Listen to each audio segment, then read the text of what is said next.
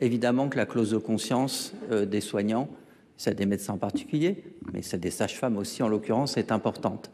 Et jusqu'à ce matin, j'ai regardé de près ce que disaient les organisations professionnelles, ce que disait l'institution ordinale, ce que pouvait dire l'Académie de médecine.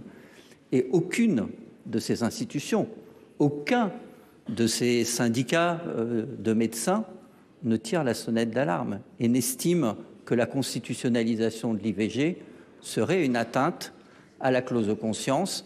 Tous rejoignent manifestement l'analyse du garde des Sceaux.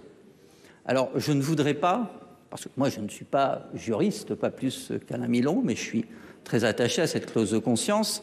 Et d'ailleurs, Laurence Rossignol ne l'a pas menacée, puisqu'il existe une clause de conscience générale, et avoir une double clause de conscience n'est pas forcément nécessaire non plus. Un principe général s'applique, point c'est tout. Par contre, je ne voudrais pas, Alain, que ce soir, à l'issue de ce vote, il soit reporté l'inscription de la liberté des femmes à accéder à l'IVG dans la Constitution au nom des médecins. Parce que jamais les femmes qui défendent avec vigueur les droits des femmes ne s'en sont pris à notre clause de conscience. Alors nous, ne nous en prenons pas à ce progrès pour les droits des femmes.